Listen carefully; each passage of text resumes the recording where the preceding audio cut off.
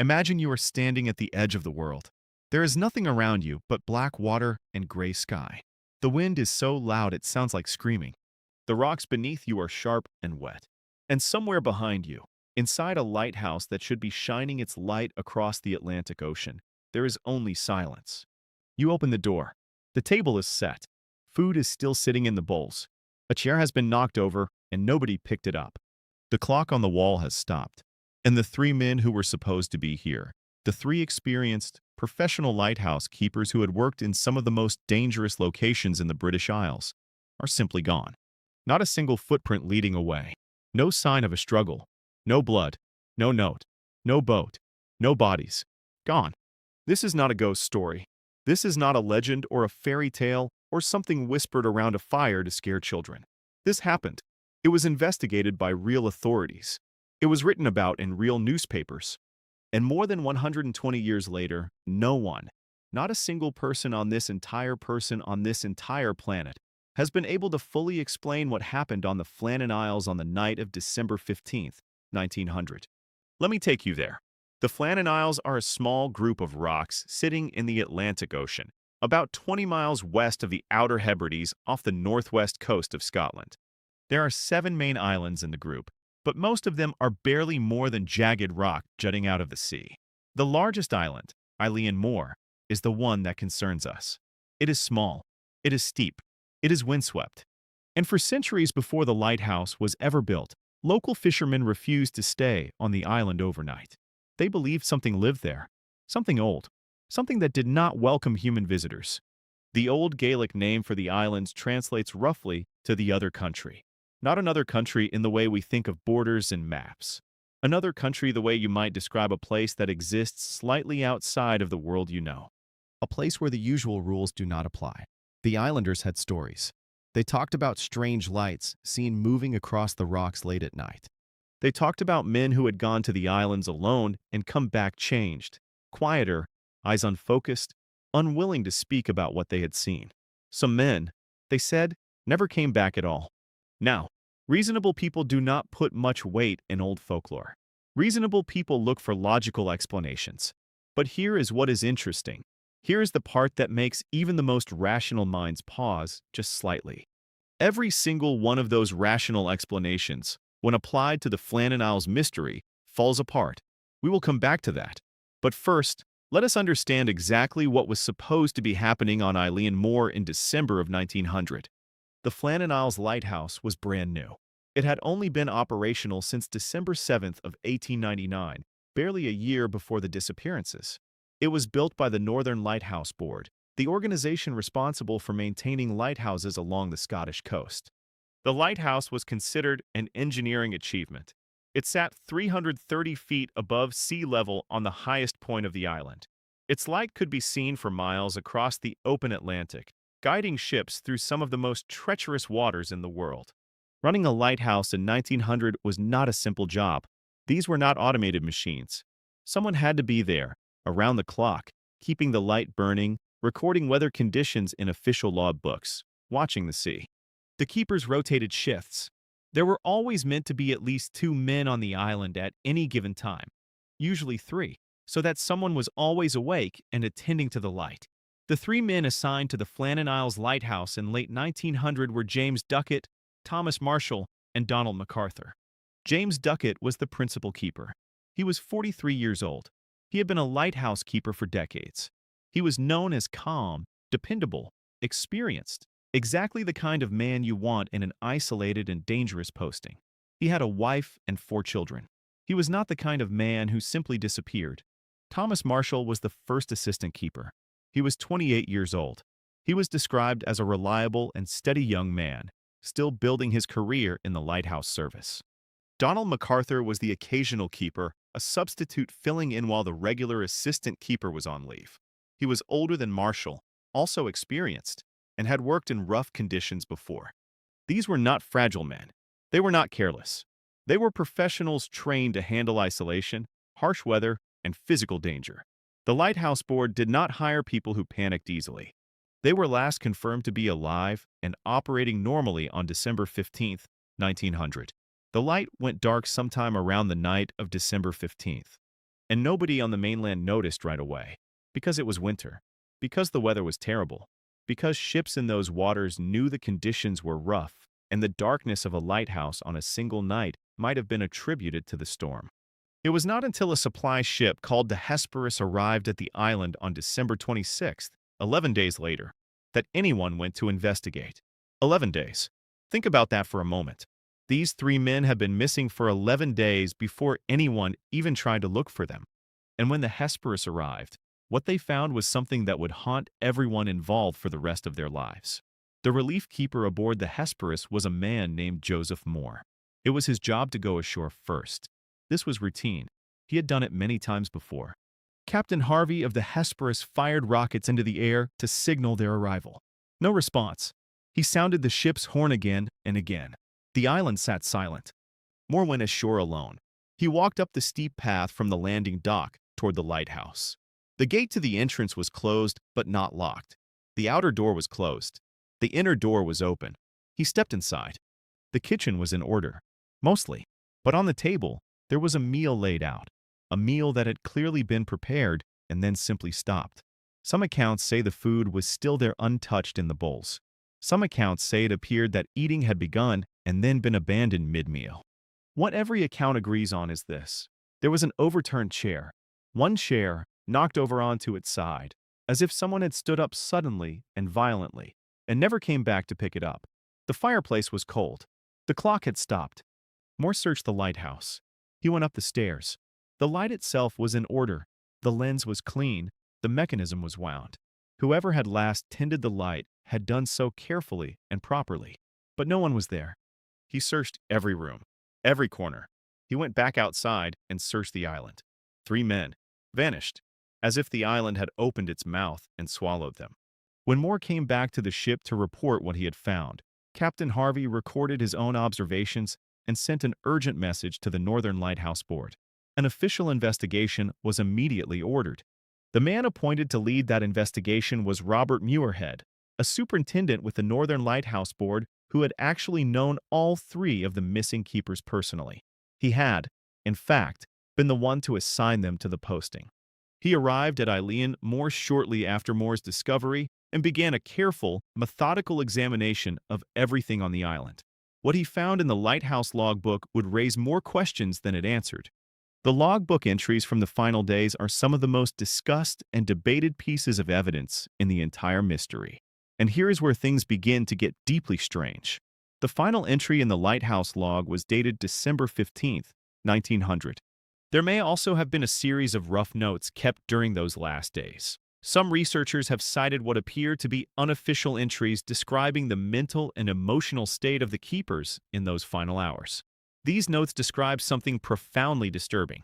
December 12th, a massive storm, described as the worst the keepers had ever seen. Waves crashing against the island at terrifying heights. And something more troubling.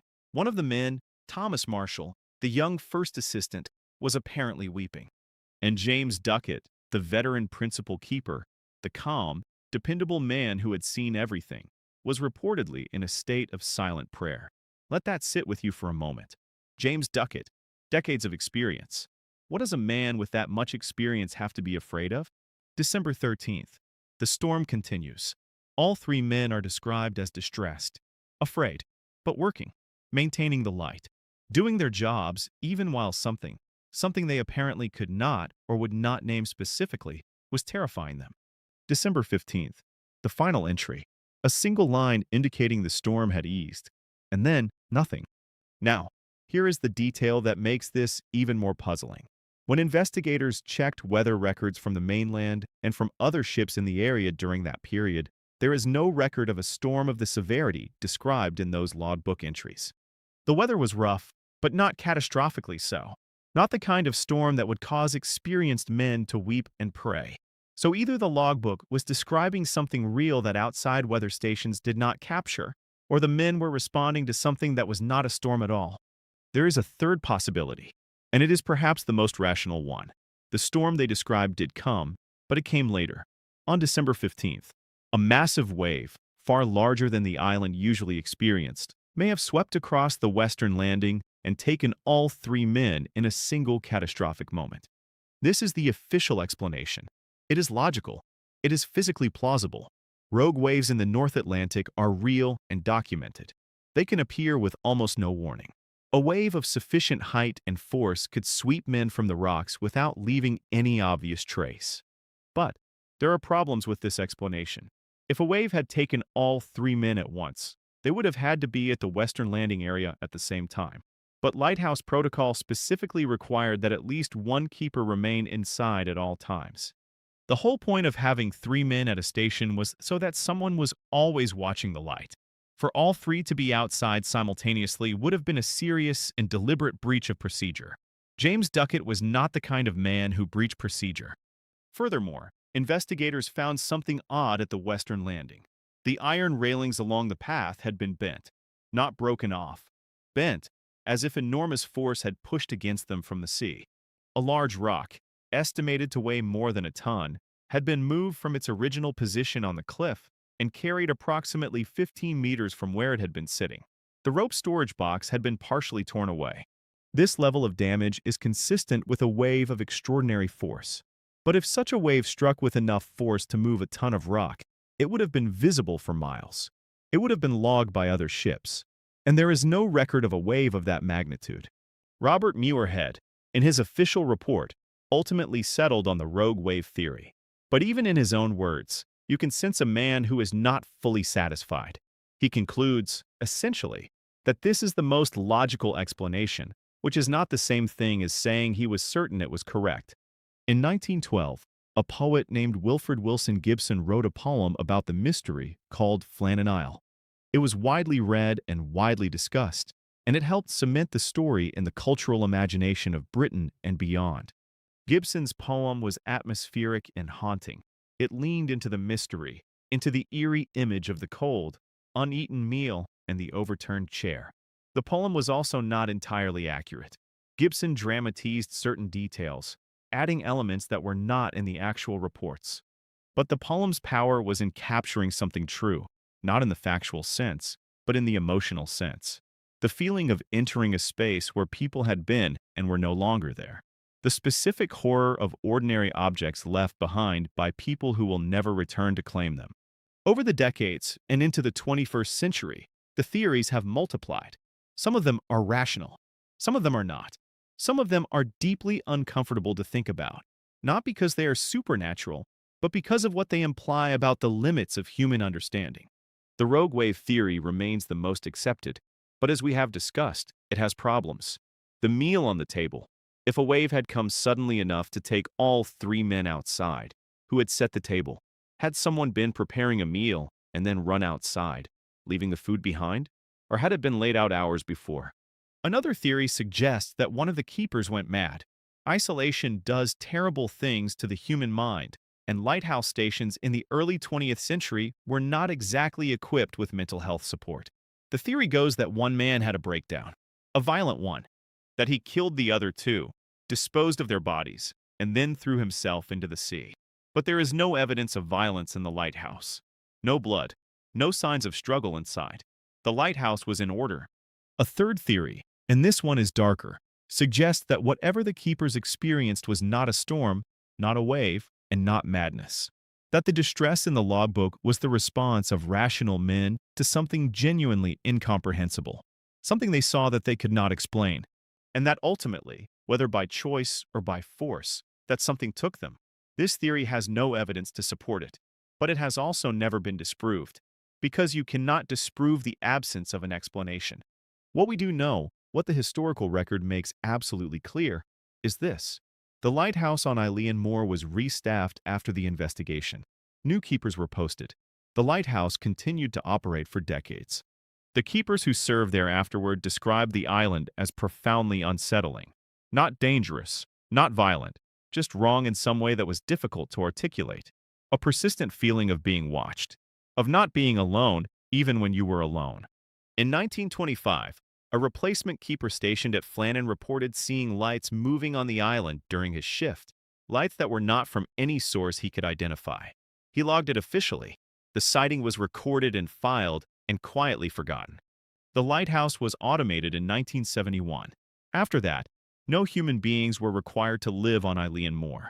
Whatever was there, storm or wave or something older and stranger, was left entirely alone. But here's what I want you to think about. Really think about.